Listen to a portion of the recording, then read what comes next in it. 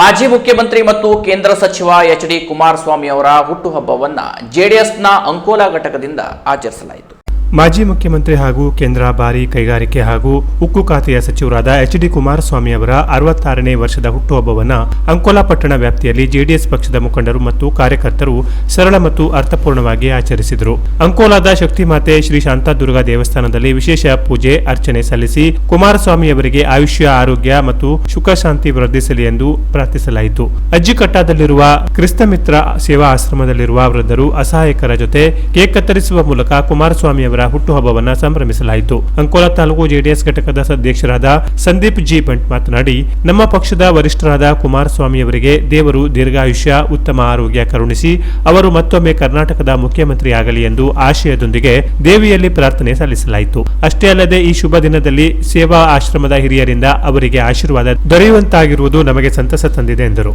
ಕ್ರಿಸ್ತಮಿತ ಆಶ್ರಮದ ನಿವಾಸಿಗಳಿಗೆ ಭೋಜನ ನೀಡಿ ಸತ್ಕರಿಸಲಾಯಿತು. ಈ ಸಂದರ್ಭದಲ್ಲಿ ಜೆಡಿಎಸ್ ತಾಲೂಕು ಘಟಕದ ಅಧ್ಯಕ್ಷ ಸಂದೀಪ್ ಜಿ ಬಂಟ್, ಜಿಲ್ಲಾ ಮಹಿಳಾ ಅಧ್ಯಕ್ಷೆ ಮೋಹಿನಿ ನಾಯ್ಕ್, ಜಿಲ್ಲಾ ಪ್ರಧಾನ ಕಾರ್ಯದರ್ಶಿ ಪಾಂಡು ನಾಯ್ಕ್, ನಗರ ಘಟಕದ ಅಧ್ಯಕ್ಷ ಸುರೇಶ್ ಎಚ್ ನಾಯ್ಕ್, ಹಿರಿಯ ಮುಖಂಡರಾದ ಗಣಪತಿ ಬಿ ನಾಯ್ಕ್ ಹಾಗೂ ಮಹೇಶ್ ಗೌಡ, ಕಾರ್ಯದರ್ಶಿ ಸುರೇಶ್ ಆರ್ ನಾಯ್ಕ್ ಸೇರಿದಂತೆ ಜೆಡಿಎಸ್ ಪಕ್ಷದ ಕೆಲ ಹಿರಿಯ ಕಿರಿಯ ಮುಖಂಡರು ಹಾಗೂ ಕಾರ್ಯಕರ್ತರು, ಕುಮಾರಸ್ವಾಮಿ ಅಭಿಮಾನಿಗಳು ಇದ್ದರು.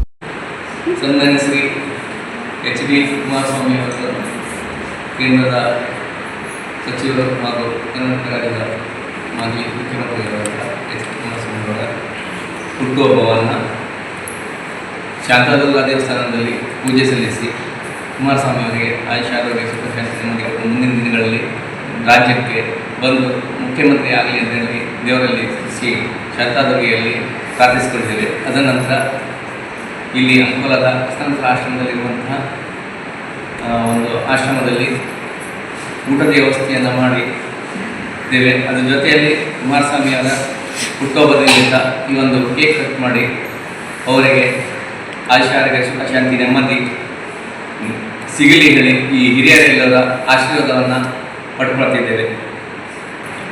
ಹ್ಯಾಪಿ